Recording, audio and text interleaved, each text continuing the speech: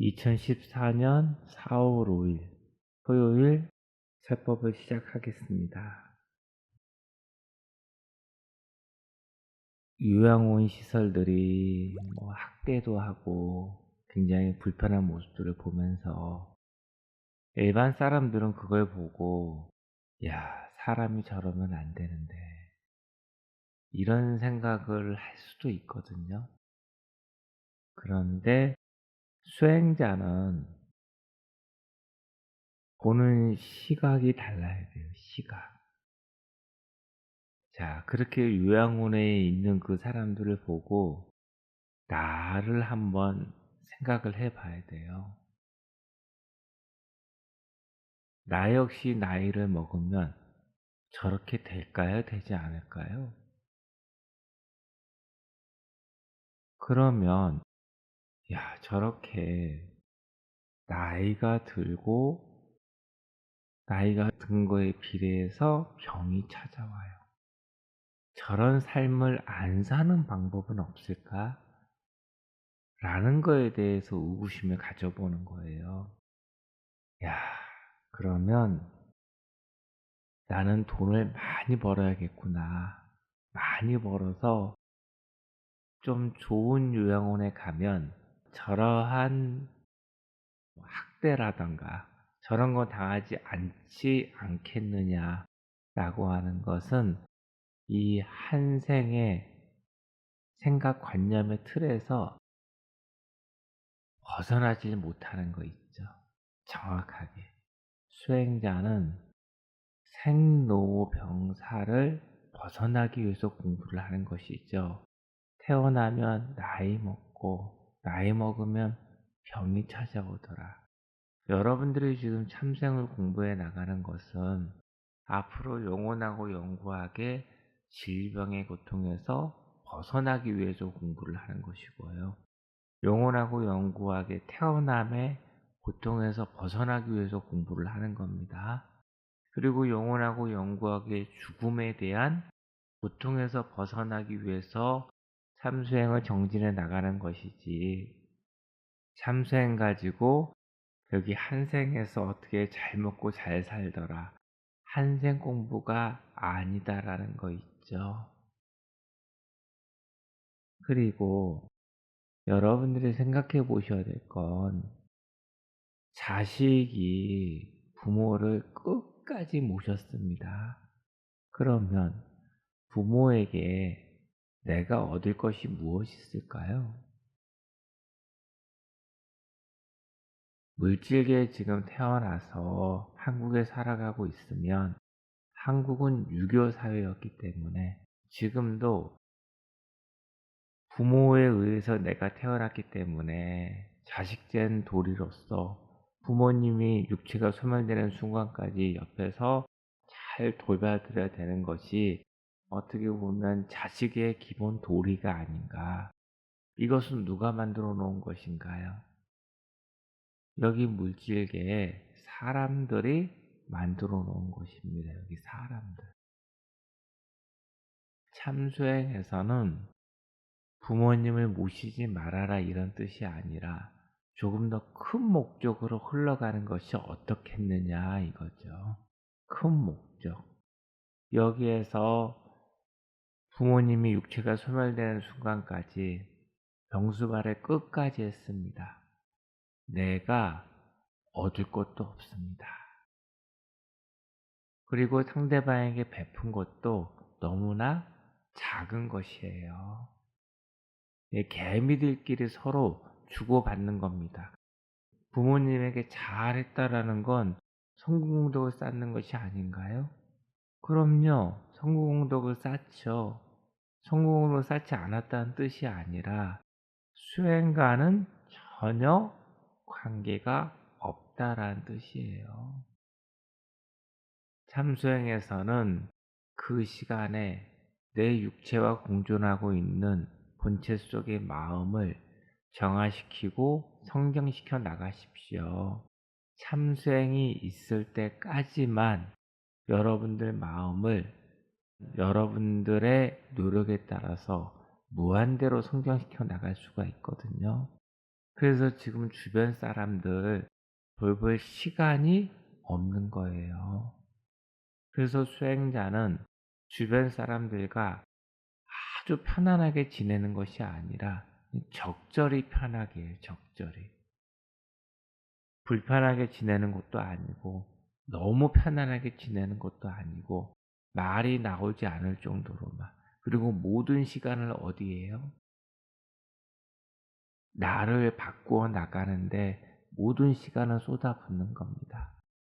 모든 사람들은 전생을 보면 동물의 삶을 살아왔기 때문에 100번을 윤회하면 한 번, 두 번만이 사람으로 태어나고 98에서 99번을 동물로 살아왔습니다. 그러면 중생의 삶은 동물의 삶이라고 이야기를 할 수가 있어요.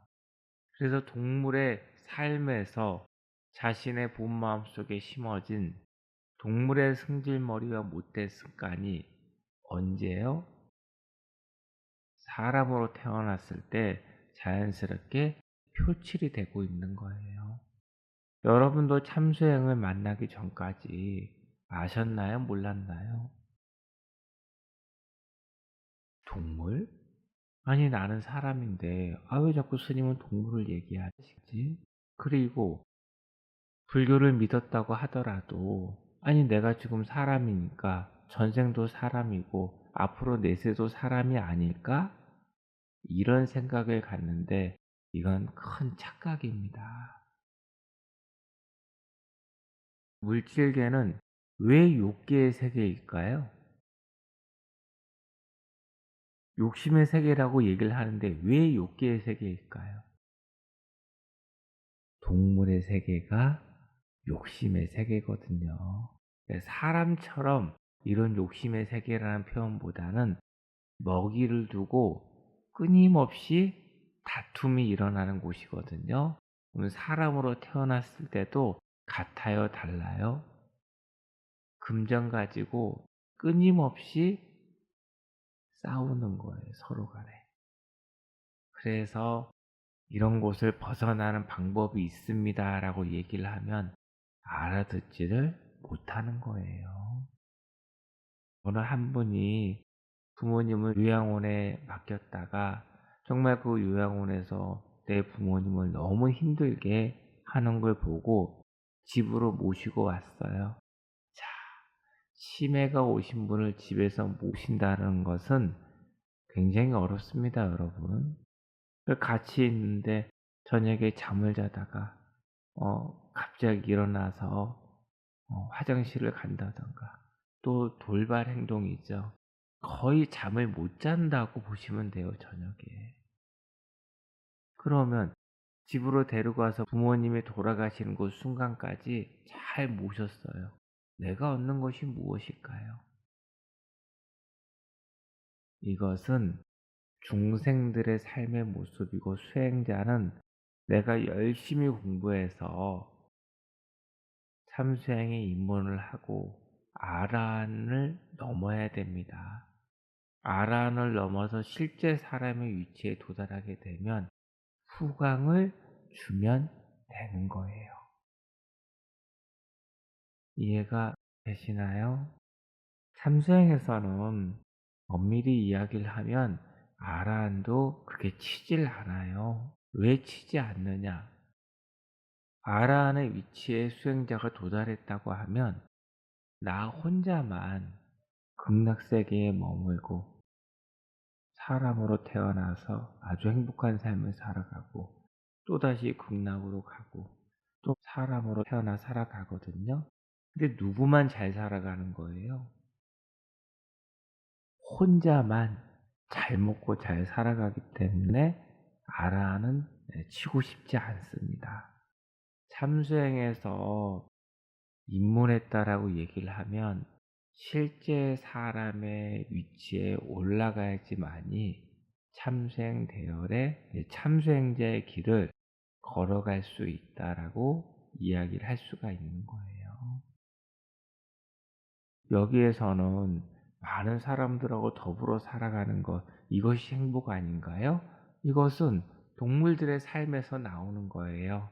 개미들의 삶에서는 서로 우리 뭐 사랑하자, 서로 돕고 살자, 이런 얘기가 나오는 것이고, 수행자는 같이 살아요, 혼자 살아요? 이렇게 구속된 이런 삶에서 겹쳐지는 거죠. 인연이 맺어지고 헤어지기도 하고, 결국은 구속이더라 이거죠, 구속.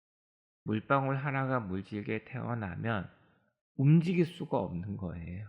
어렸을 때부터 교육을 받고, 또 부모가 있으면 부모의 말을 들어야 되고, 그렇게 살다가 육체가 소멸이 되는 것이거든요.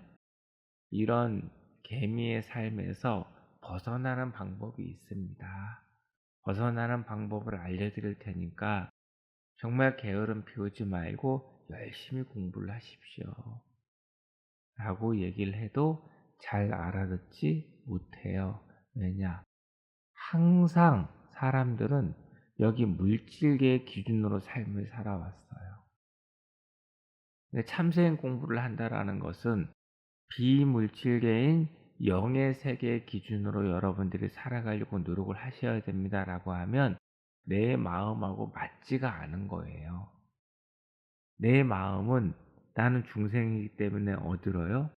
물질계 쪽으로 자꾸 흘러가려고 하는 거예요. 가족과 지내는 것에서 행복을 느끼고, 그러니까 동물들 간에 행복하게 지내는 것, 이것이 행복인 줄 알아요. 그리고 여기에서 물질을 얻으면 행복을 느끼고, 수행자는 가족이 아니라 어디에서요? 내 육체와 공존하고 있는 본체 속에서 행복을 느끼는 거예요. 이해가 되시나요? 동물 때문에 행복을 느끼지는 않는다라는 뜻이에요. 지금 많은 사람들이 부처님 흉내를 굉장히 많이 내고 있는 거예요. 부처님은 수행자라고 했나요? 스님이라고 했나요? 부처님께서는 수행자예요. 스님하고 부처님하고 관계가 있나요? 없나요? 없는 거예요. 스님은 누가 만들었습니까? 여기 사람들이 만들어 놓은 거잖아요. 이것도 구분을 하지 못해요. 아침에 예불을 드리잖아요. 아침에. 그러면 부처님께서 그런 걸 하셨습니까? 또 하라고 하셨습니까? 얘기하신 적이 없는데 누가 다 만들어 놨어요? 여기 사람들이 다 만들어 놓은 거예요. 근데 그 틀에서 벗어나지를 못하는 거예요. 여러분, 여기 물질계에서 만들어 놓은 이 역사라던가 이 지식은 여러분 육체가 소멸되는 순간 없어지는 거예요. 그리고 이런 것들도 완벽한 것이 아니라 불완전한 것이기 때문에 여기 틀에서 벗어나세요 라고 해도 어떻게 벗어나죠? 참생에서 종교에 대해서도 얘기를 했잖아요. 못 벗어나요. 여러분들이 지금 수개월, 수년 동안 공부를 하니까 아시죠? 종교는 어떻구나라는 걸. 일반 사람들은 오히려 반대로 참수행이 이상하다고 느끼는 거예요. 아니요. 역사가 중요한가요? 물질의 역사가 중요한 게 아니라 내 역사가 중요한 거예요. 내 역사. 내 역사가 윤회예요, 윤회. 나는 왜 이런 삶을 살아가고 있을까? 내가 원하지 않았는데 태어나서 생로병사로 죽음을 맞고 이런 삶을 언제부터 살았을까? 참생에서 이야기를 해드리는 거예요. 원래적서부터 시작도 없고 끝도 없이 육도윤회를 반복하면서 지금까지 살아왔습니다. 이 지구의 역사가 길어요? 내 역사가 길어요? 내 역사가 훨씬 긴 거예요, 여러분. 그러면 이 지구의 역사를 파고들어야 될까요? 나를 파고들어가야 될까요? 나를 파고들어야 되는 겁니다. 나를 파고든다라는 것은 내가 지금 행하고 있는 언어, 태도, 행동이 바르게 하고 있는가? 건물을 다 구매를 했습니다. 그러니까 뭐가 나와요? 쓰레기를 버리고 가는 거예요. 그 집에 몰래.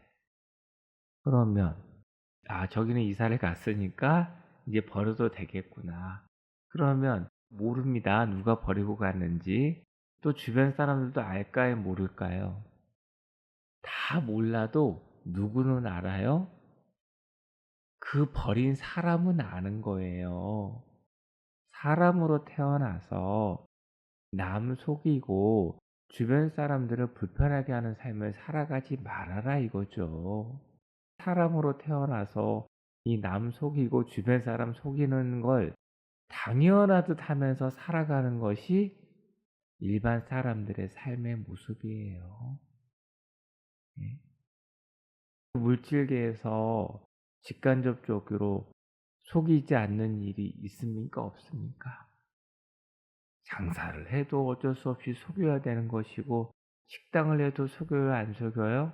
속이고, 사업은 안 속입니까?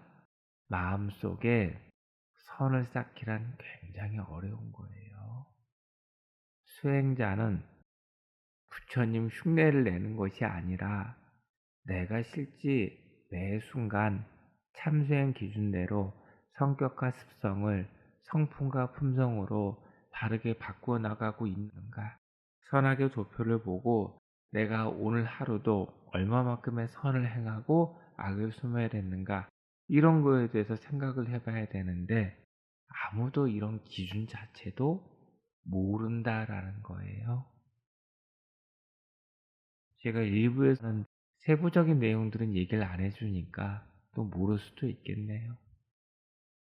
여러분들은 물질계 구속에서 벗어나기 위해서 공부를 한다라는 것 잊지 마세요. 한 가지만 얘기를 더 드리겠습니다. 선도 마찬가지고 악도 마찬가지고 그냥 발휘되는 것이 아니라 내 주변에 환경이 조성이 되면 선이 발휘가 되고 악이 발휘가 됩니다. 여러분 신경질 짜증을 매일 내지는 않으시죠? 금전적인 문제가 결부가 됐을 때 또는 내 자존심 문제가 결부가 됐을 때 또 이익이 결부가 되면 나도 모르게 내 마음속에 심어져 있던 신경질 짜증이 표출이 되거든요. 여러분 이건 아시죠? 그러면 물질계에서 여자로 태어나면 자식을 놓게 되죠. 그러면 욕심이 발휘가 되는 거예요. 욕심. 자식에 대한 욕심.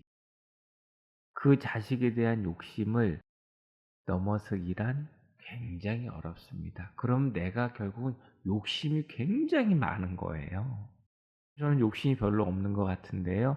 그런데 자식에 대한 집착이 많더라. 그것이 욕심이 많은 거예요. 내 배에서 내가 낳잖아요. 환경이 조성이 됐죠. 남자들은 자식에 대해서 집착이 강해요, 강하지 않아요? 강하지 않아요. 왜요? 내 배에서 나지 않았기 때문에. 그런데 남자분들도 전생에 동물의 삶에서 암컷이었다라고 하면 여기에 남자로 태어나면 자식에 대한 집착이 굉장히 강합니다. 집착이 곧 욕심이에요. 욕심. 여러분 욕심 부리면 마음속에 선이 심어져요? 악이 심어져요? 악이 심어지는 거에 누가 힘듭니까? 행복과 불행도 다 내가 만들고 있는 거예요. 남이 만드는 것이 아닌데도 아무도 그걸 몰라요. 저번 시간에 얘기 드렸죠. 나이가 50, 60, 70이 되면 삶이 편안한 삶이 있고 불편한 삶이 있어요. 참수행은 앞을 보고 분별을 하는 거예요. 아이들이 결혼하고 성장을 했으면 부모는 더 이상 자식에 대해서 관여를 하지 않아야 되는 거 있죠. 선을 긋게 되면 삶이 굉장히 편안해집니다. 문제가 생길 것이 없어요. 누구만 걱정하면 됩니까? 부부의 삶만 생각하면 되는데 안타깝게도 대부분의 본체들, 중생들은 자식에 대한 집착을 놓지를 못하는 거예요. 그래서 간섭하기 시작해요. 간섭을 언제까지 해요? 죽을 때까지 간섭하다가 악만 쌓고 죽더라. 여러분들은 이런 거 하지 마세요. 욕심을 버려야 되는데 자식에 대한 욕심이나 좀 버리세요. 네? 자식에 대한 욕심을 쌓는 것이 양쪽 다 불행해진다는 걸 왜 모르십니까? 하나입니다. 자식을 위한다고 하면 자식이 자생력과 자립심을 심을 수 있도록 도와주는 것.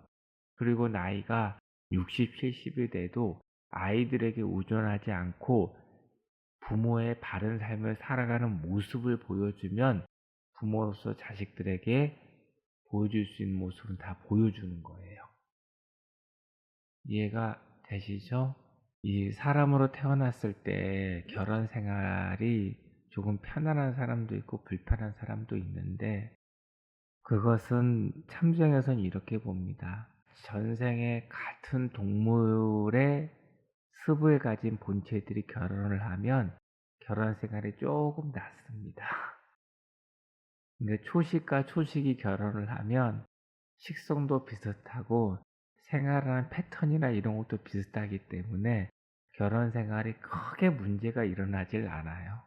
그러니까 육식하고 육식이 결혼해도 크게 문제가 벌어지지 않는데 이제 문제는 육식하고 초식하고 결혼을 한다거나 또는 어류하고 그러니까 바다 동물하고 이 육식하고 결혼을 하면 참 문제가 많은 거예요. 그러니까 여름마다 여행 가는 것도 다르죠.